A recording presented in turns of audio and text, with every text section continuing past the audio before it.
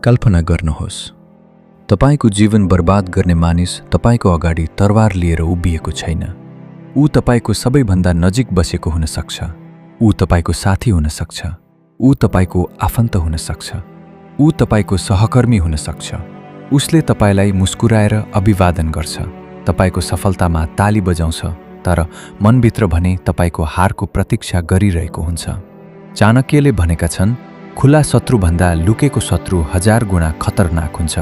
आजको भिडियोमा हामी चाणक्यका त्यस्ता नीति र जीवनका उदाहरणहरू बुझ्नेछौँ जसले तपाईलाई आफ्नो वास्तविक शत्रु चिन्न मद्दत गर्नेछ। यदि तपाईले आजको भिडियो अन्त्यसम्म हेर्नुभयो भने तपाई भविष्यमा धेरै धोका, विश्वासघात र अनावश्यक पीडाबाट बच्न सक्नुहुन्छ। अब सुरु गरौँ। अध्याय 1। सबै शत्रु रिसाएको अनुहार लिएर आउँदैनन्। धेरै मानिसको धारणा हुन्छ कि शत्रु भनेको खुलेर विरोध गर्ने व्यक्ति हो, तर वास्तविकता फरक छ।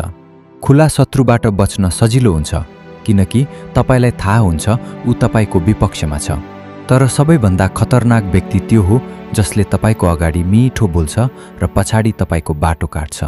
यस्ता मानिसहरू तपाईको कमजोरी खोज्छन्, तपाईको विश्वास जित्छन् अनि सही समय पर्खन्छन्।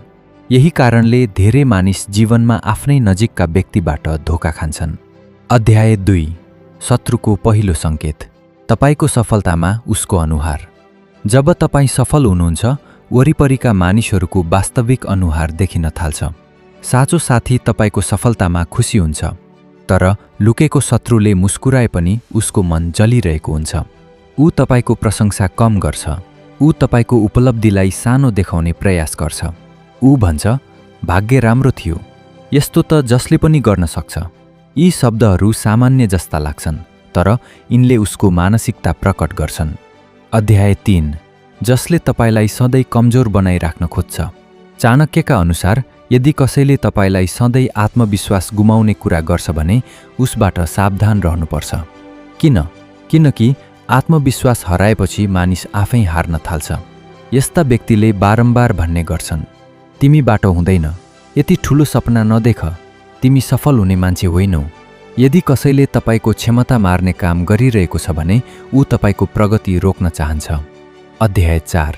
तपाईको गोप्य कुरा जान्न धेरै उत्सुक हुने व्यक्ति सबै कुरा सबैलाई भन्नु बुद्धिमानी होइन।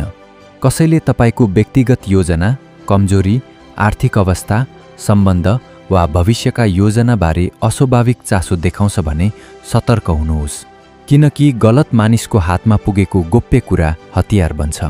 चाणक्यले गोपनीयतालाई शक्तिको आधार मानेका छन्। अध्याय 5। समस्या पर्दा हराउने मानिस। साँचो सम्बन्ध कठिन समयमा चिनिन्छ।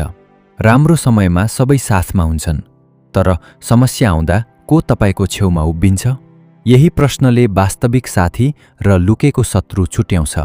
यदि कसैले तपाईलाई प्रयोग मात्र गर्छ र आवश्यक पर्दा हराउँछ भने त्यस्तो सम्बन्धबाट दूरी राख्नु नै राम्रो हुन्छ। अध्याय 6। गफ र कुरा लगाउने व्यक्ति। जो मानिस आज तपाईको अगाडि अरूको कुरा लगाउँछ, उसले भोलि अरूको अगाडि तपाईको कुरा पनि लगाउँछ। यस्ता व्यक्तिले सम्बन्ध बिगार्छन्, विश्वास तोड्छन् र अन्ततः मानिसलाई एक्लो बनाउँछन्। चाणक्यका अनुसार यस्तो व्यक्तिलाई कहिल्यै आफ्नो गोप्य साथी नबनाउनु। याद राख्नुहोस्, शत्रु सधैँ ठूलो आवाजमा आउँदैन। कहिलेकाहीँ ऊ मुस्कान बोकेर आउँछ, कहिलेकाहीँ ऊ प्रशंसाको आवरणमा आउँछ र कहिलेकाहीँ ऊ तपाईको सबैभन्दा नजिक बसेको हुन्छ। तर कथा यतिमै सकिँदैन। अध्याय 7। तपाईको समय चोर्ने मानिस पनि शत्रु हुन सक्छ। चाणक्यले समयलाई जीवनभन्दा पनि मूल्यवान मानेका छन्। गुमेको धन फिर्ता आउन सक्छ, तर गुमेको समय कहिले फर्किँदैन। सबै शत्रुले तपाईमाथि प्रत्यक्ष आक्रमण गर्दैनन्। केही शत्रुले तपाईको समय बिस्तारै चोर्छन्। यस्ता मानिसहरूले तपाईलाई सधैँ अनावश्यक कुरामा अल्झाइराख्छन्। उनीहरूलाई तपाईको लक्ष्यभन्दा तपाईको ध्यान भङ्ग गराउनु महत्त्वपूर्ण हुन्छ। आज एउटा घण्टा, भोलि 2 घण्टा, यसरी वर्षौं बित्छन् अनि एक दिन तपाईले पछाडि फर्केर हेर्दा महसुस गर्नुहुन्छ, समय त सकिएछ, तर सपना अझै अधुरै छन्। त्यसैले आफ्नो समयको सम्मान नगर्ने मानिससँग दूरी राख्न सिक्नुहोस्। अध्याय 8। तपाईलाई अरूसँग तुलना गर्ने मानिस। यदि कसैले सधैँ तपाईलाई अरूसँग तुलना गर्छ भने त्यो तपाईको आत्मविश्वास कमजोर बनाउने प्रयास हुन सक्छ। हेर, ऊ कहाँ पुग्यो, तिमीले अझै केही गर्न सकेनौ। यस्ता वाक्यले प्रेरणा कम र हीन भावना बढी जन्माउँछन्। चाणक्यको शिक्षा स्पष्ट छ, आफ्नो हिजोसँग तुलना गर, अरूको आजसँग होइन। अध्याय 9। चाप्लुसी गर्ने व्यक्तिबाट सावधान। हरेक प्रशंसा साँचो हुँदैन। केही मानिसहरू तपाईको विश्वास जित्न अत्यधिक प्रशंसा गर्छन्। उनीहरूको उद्देश्य तपाईलाई खुसी पार्नु होइन, तपाईको निर्णयमा प्रभाव पार्नु हो। जब मानिस अहङ्कारमा डुब्छ, उसले सत्य सुन्न छोड्छ। त्यही क्षणबाट उसको पतन सुरु हुन्छ। साँचो साथीले आवश्यक पर्दा तपाईको गल्ती पनि देखाइदिन्छ। झुटो साथीले सधैँ तिमी त ठिक छौ मात्र भन्छ। अध्याय 10। तपाईको कमजोरीलाई हतियार बनाउने व्यक्ति।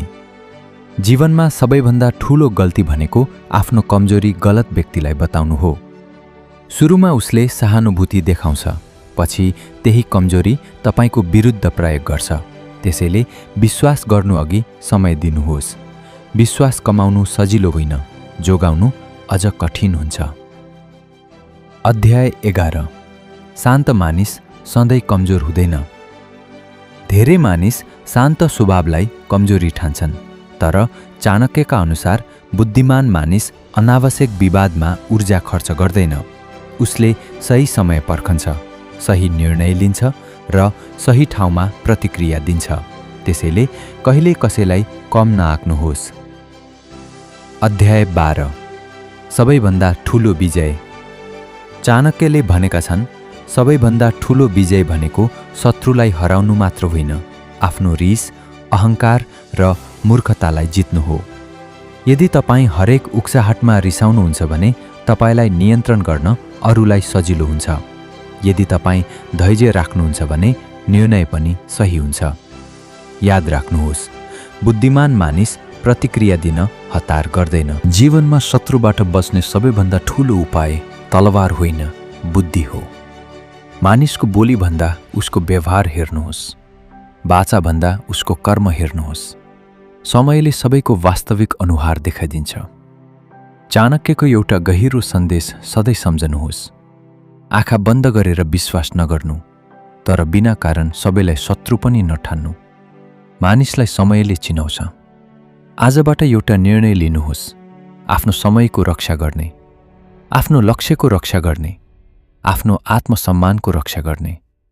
किनकि सही मानिसले तपाईलाई माथि उठाउँछ, तर गलत मानिसले बिस्तारै तपाईको भविष्य नै खोज्न सक्छ।